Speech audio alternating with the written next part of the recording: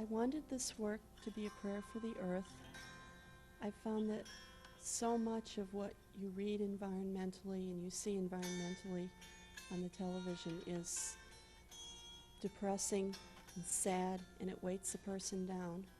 And I wanted to do something hopeful and uplifting.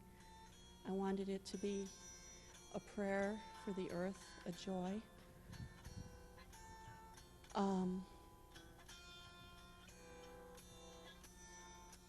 I want the work to stay in place. I want the work to become a part of nature. I was careful to use very natural materials. The dyes are natural dyes, onion skins, blueberries, madder root. Even the mordants I chose, I didn't pick toxic mordants like chrome and iron. I chose alum and cream of tartar, which people use in their kitchens. I want the flags to fade. I want them to go back to the earth. I feel the work is in honor of the natural cycle of birth and life and death and rebirth. The idea was the birth, the doing is the life. The staying in the tree will be the life, and then part of the death as the colors fade, as the wind carries the prayers. And the rebirth, I hope, will be when the birds take the shreds of the silk and they make it into nest material, when the moths and the other bugs will eat the silk. I chose silk because it degrades easily, and I know that insects eat silk. My background is in textile conservation and preservation, and I love the irony of this work where I'm using those concepts in reverse to know how to degrade something quickly. So much of what man produces lasts forever. It doesn't go away from the earth, and I wanted a work that would return to the earth. And I didn't want to do an exact duplicate of Buddhist prayer flags. I'm not a Buddhist, but I love the concept of the wind carrying the prayers, and I wanted to do a modern interpretation of the work. The prayers that I chose are prayers that I do say just inadvertently when I'm watching the news or reading. And they're, "Dear God, please save us from ourselves," and that means save us from our short-sightedness, our greed, our consumerism, our ignorance. And the other prayer that I chose for this work was, "Forgive us, for we know not what we do." We don't understand. The universe is so much greater than we are, and I still don't think we know our place in it. And I don't think we always know what is good and what isn't. All we can do is try our best. And I chose to write the prayers in English and Lithuanian. I'm 100% Lithuanian descent, and I thought with the struggle that the people in the Baltic states are having these days for independence, for freedom, using the Lithuanian language would add another element, another dimension to this whole prayer. I also wanted the work to be participatory. I wanted it to be more than just my work. So we opened it up to other people adding their prayers to the work. It adds intensity and power to the work.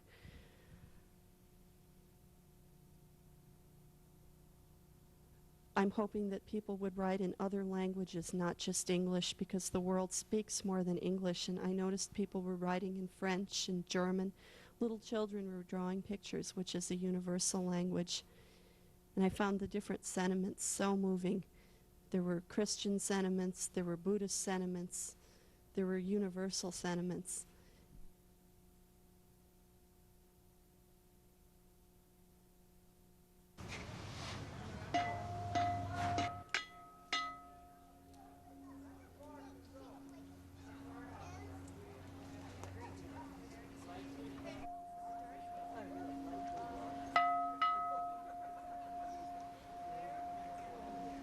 Bell is from Tibet. In the temples in Tibet, they have about, between 20 and 40 going at one time.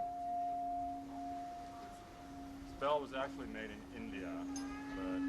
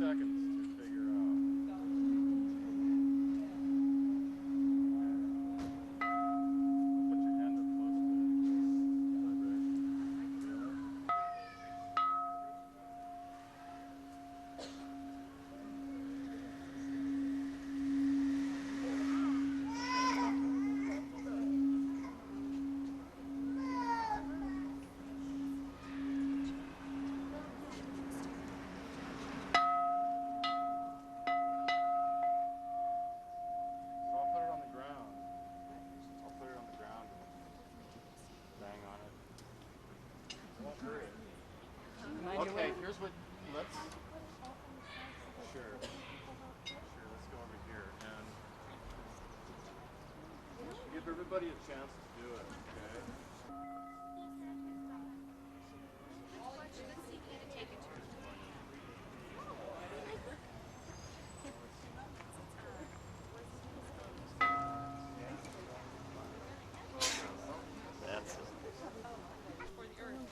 My fiber art, rooted in nature, is usually small and quiet and intimate, but as the environmental crisis worsens, I feel a shout is necessary, hence a public installation.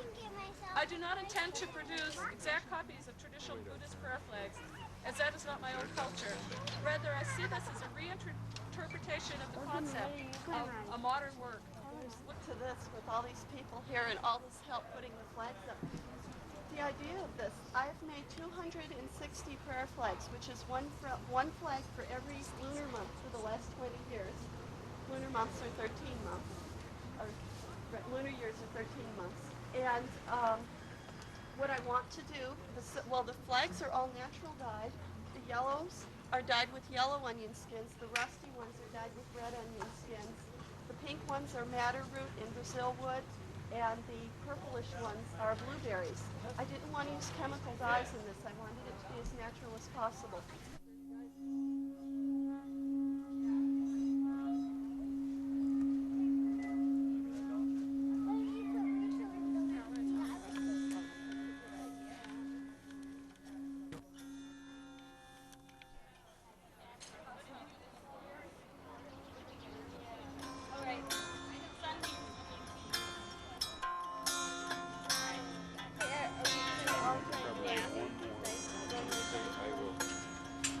Well, that's what I thought I should have.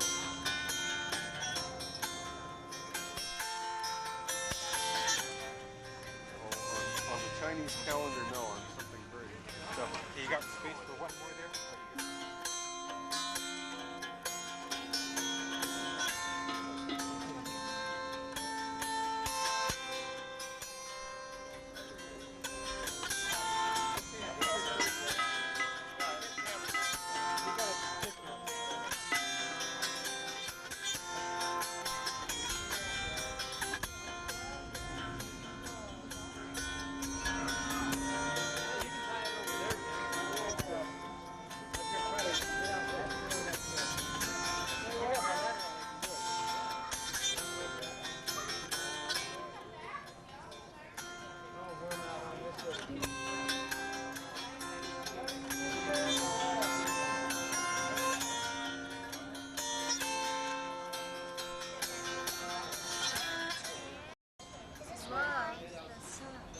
Yeah, that was your one that did that. Great. Yeah, we better set these spectacular.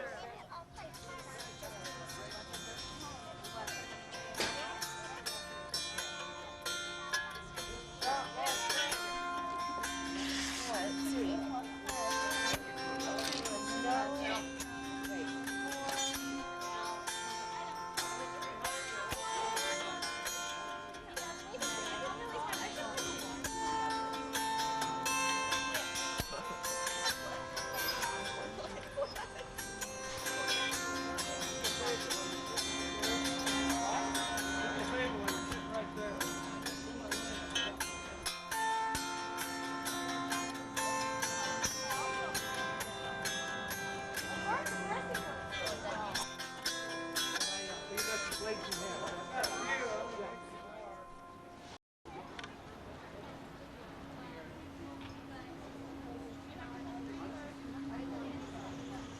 Yet I'll put in my flag, okay?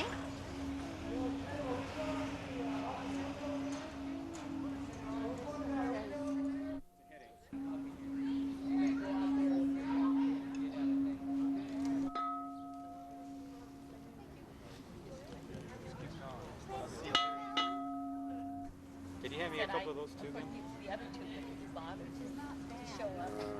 But I'm gonna go over and do the bowl thing, okay?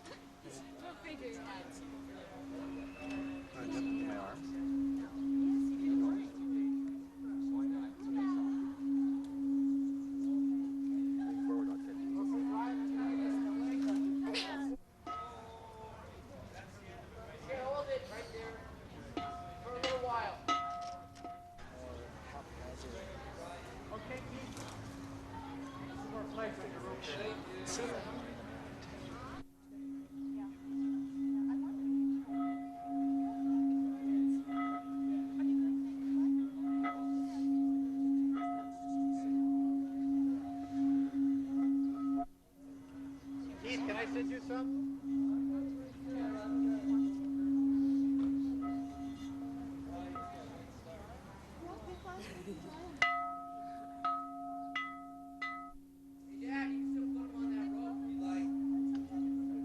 What did you say, Marty? You still keep putting them on that rope to get more. Okay. Brian, you need some more?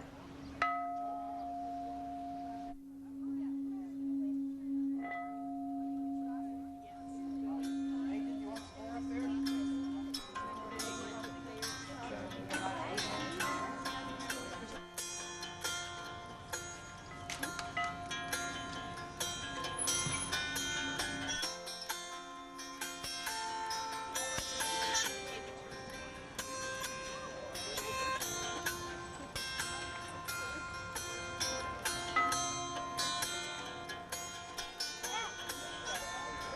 It'll coordinate. That's a couple days. I wouldn't even wait 5 days. I'd do it right away. Yeah, in case I got it on. Yeah. I should have.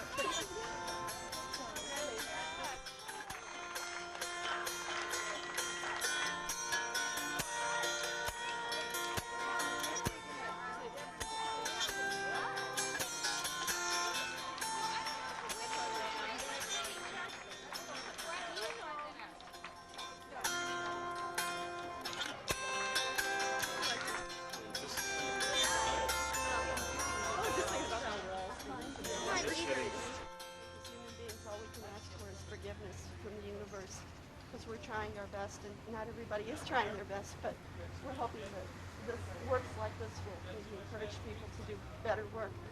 Your prayers can be whatever you want. If you're little and you don't know how to write, draw a picture, whatever comes from yourself.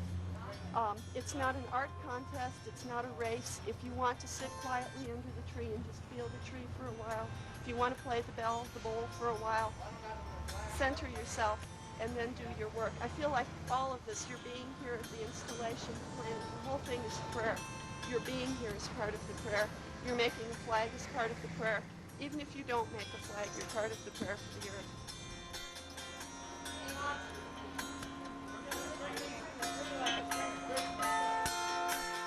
I told this guy, me and the bagel were going to share our recipes with each other. Transformation. How are we doing, ladies? Well, string that. We're going to send that up to Brian over there. We're going to type for Brian this side. Where? I can't go to Bonner, but I can go down. Okay. No, we can just kind of like to take it from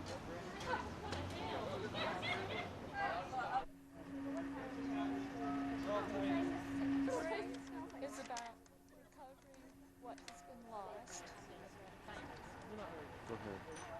I built this sculpture with coils, and I would build, say, 4 inches a day and let it set up. And it took 2.5 months to build the whole sculpture.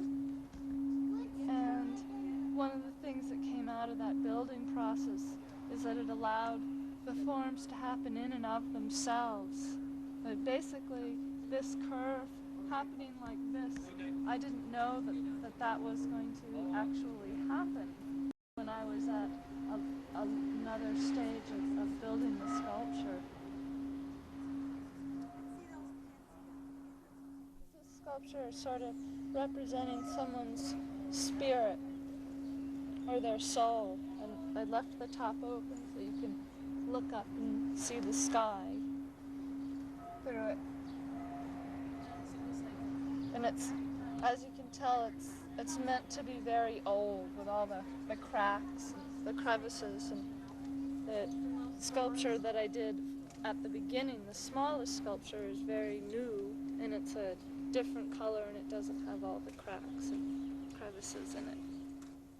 And I'm trying to represent duration in time, and the smallest one would kind of be the childhood, and this is a lighter color.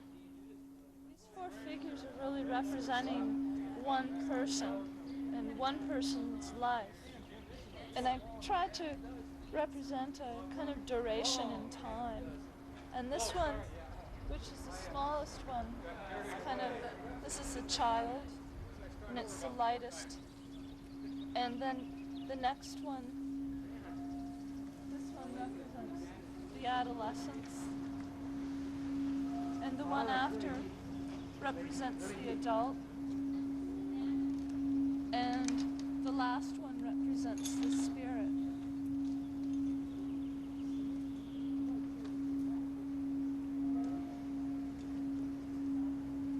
What I'm interested in representing in my sculptures is sort of the essences of human spirits and also nature. So I made these figures that are sort of figures and sort of rocks. And this interior space is sort of the spirit or the essences of human spirits. Because I believe that that's what's really important when talking to people, is that the other person's soul or their spirit that comes through.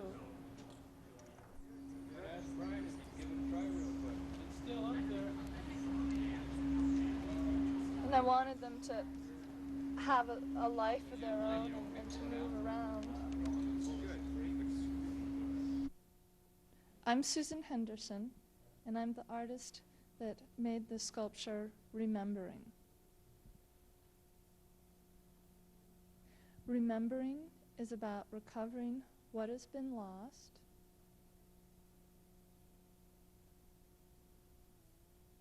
and through that, a healing takes place.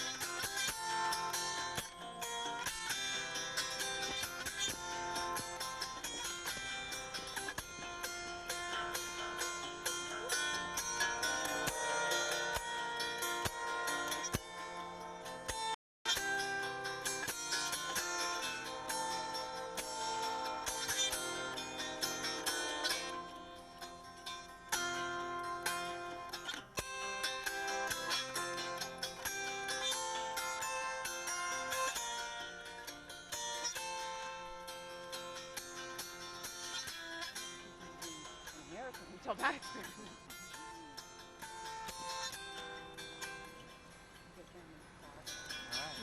see you. Yeah.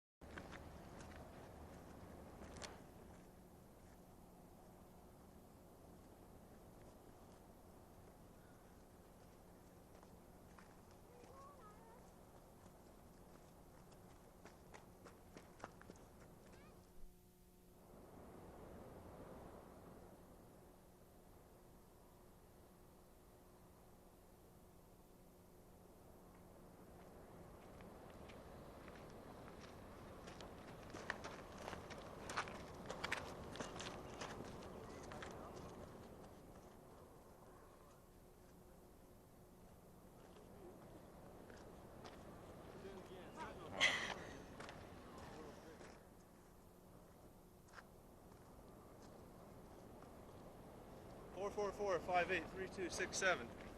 Good.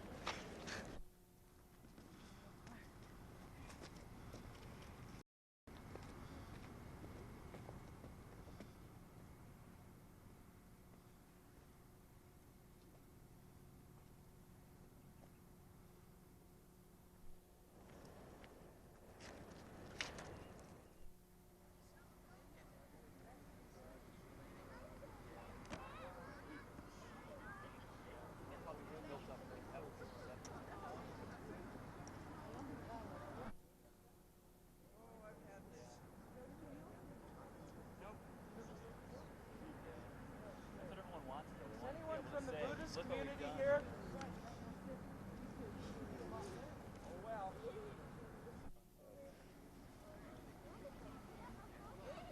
How you doing, Greg?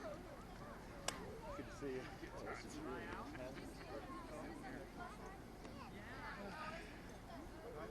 Okay. Well, I'll tell you what, we have these guys just put together kind of hey, the only thing I wanted with these was these are the ones that I'd just like to preface this by saying that Clancy Gordon was the founder of the Environmental Studies program and a man whose energy and commitment, you know, made the program what it was then and what it still is now. And I think it's going to be an interesting comparison to see what Clancy came up with 20 years ago and what some of the students in the Environmental Studies program have come up now 20 years later. The first ecological commandment that Clancy wrote, "Thou shalt not have any other earth, planet, beyond this one, so love it and treat it with respect." 2, thou shalt not make a graven image to worship, such as a computer, or in this day and age, a fax machine maybe. 3, thou shalt not take the name of any polluting industrialist in vain, except on odd or even days of the week. Number 4, remember Earth Day to keep it holy. Number 5, thou shalt honor thy mother earth and father sun by having only 2 children and living in harmony and peace. Number 6, thou shalt not kill those species of animals in the ocean and on the land which have reduced populations, especially whales, and here in the wild Rockies, the great bear, the wolf, the woodland caribou, and countless others. Number 7, thou shalt not commit adulterated acts upon the earth or foods we consume. Number 8, thou shalt not kill the rights of the female species to be equal in all ways to the male. Number 9, thou shalt not be false witness for legislators such as Montana's Senators Roski and Galt, who introduced legislation to weaken or destroy present environmental laws. Sound familiar? Number 10, thou shalt not covet thy neighbor's Cadillac, nuclear power plants, nuclear bombs, missiles, and non-returnable aluminum and glass containers.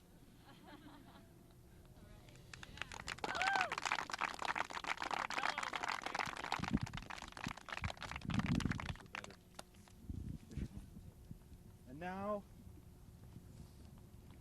what we've come up with in 1990. Number 1, thou shalt not needlessly kill other beings. Number 2, thou shalt honor the planet as your parent. Number 3, thou shalt not use scarce resources in vain.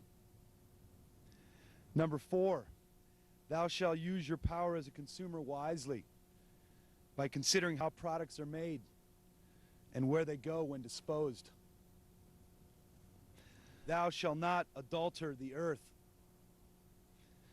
Number 7, thou shalt not worship the TV nor Nintendo, for they will suck your brain out. Number 8, thou shalt not toxify the planet. Number 9, Thou shalt not abandon all bias based on race, sex, creed, religion, nation of origin, species, or intelligence. Finally, number 10, thou shalt not pillage public lands for personal profit, lest ye be vaporized into the cosmos. Thank you.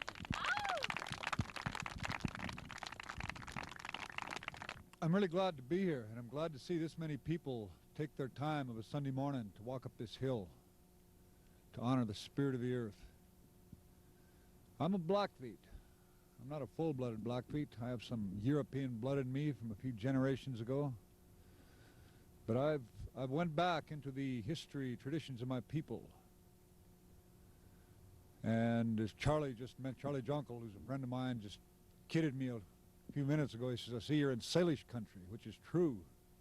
But I'm not very far in Salish country, because right over the hill around the corner at East Missoula is the original boundary of the Blackfeet Nation in 1855, as delineated by the Treaty of 1855. But that's a political matter. But the thing of it is, we're dealing with politicians today. I'm struggling in this battle to try to keep our treaty rights area clean. And as I look out over this town, I realize that there are towns like this all across America, people living, a lot of good people. People like you folks here, people like me. I think I'm a good person.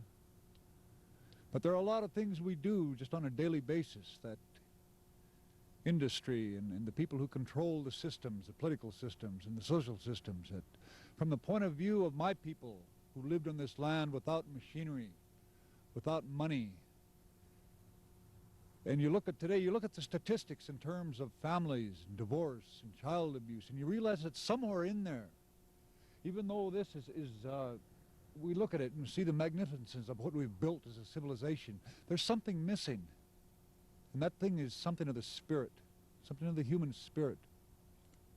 And it's something of knowing this, Na'ak, Tsakum, the Mother Earth,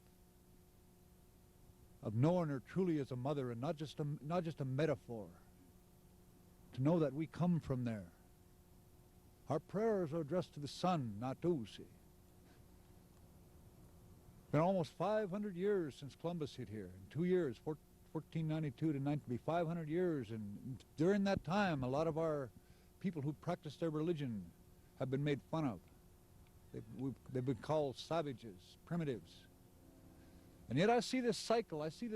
We believe that everything goes in a cycle. I see it coming around because of what is happening today in terms of this society. They're starting to look to our people again and realize that maybe they weren't so savage. Maybe that's not so primitive to pray to the sun and believe in this as your mother. And it begins in here. You look out, and sometimes I look at the vast environmental and social problems in this country, and I think, what can I do as one person? But it's like the Chinese say, a journey of 1,000 miles starts at the first step. So each and every one of us has to start in it, and I believe it begins in here. That each and every one of us have a road that's been laid out for us. And in this society, it's easy to get off that road, easy to be misled. So I would like to pray for you in the way that I have learned. I do not speak fluent Blackfeet, but I've been in enough ceremonies and went and talked with enough old people. The people that raised me from the time I was a child spoke Blackfeet, but they were put through the missionary process where they believed there was nothing left of their language and their customs, and they wanted me to be able to speak English, which I do today, but at the expense of speaking Blackfeet. From the time that I went back and started attending the ceremonies of my people, I picked up some of the language. So I would like to pray for you this morning. I would like to ask what in the English way, the Christian way, you call the Holy Spirit, the Creator, the Spirit of the earth. I would like help for all of us for making this effort up this hill. We believe that whenever you sacrifice a little bit, that you don't do it for nothing. But that in order to get something good, you have to sacrifice, you have to suffer.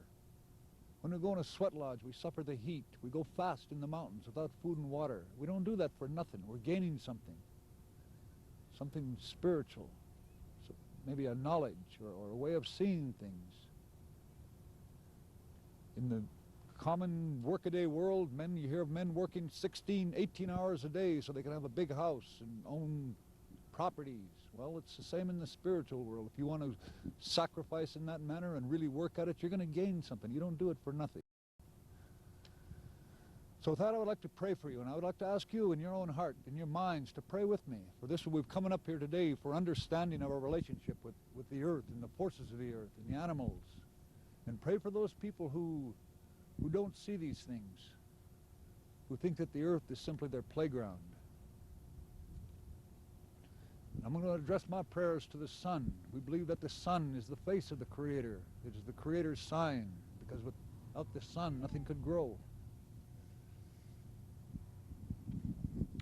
Hayo sapatpiop, hayo napi, hayo apistatuki, hayo kimokit, hayo spumokit, ispumokinan. Ikimokinan ikso kwa napi kwan kinapiaki. Hayo natuitipi, kitayo spumokinan, kistuks kunatapi spumokinan. Nitap so kapi. Hayo kimatukit, ispumokinan. Hayo spumokinan. Kwa saya pamapi, kimatukita. Mepitaki. Tsakum, naaks, tsakum, tsakumitapi. Suitapi, spumokit, hayo kimokit, ikimokinan, hayo natusi. Hayo spumukinan natusi, kimokinan, ispumokinan natusi. Kukumiki sum, kitayo, kimatapsi, spumukinan. Hayo spumukinan. Nitapsukapi, spumukinan. Kistuks kunatapi. Ikimokinan, kimatukit. Ikamotane. Now, I thank you for listening to me.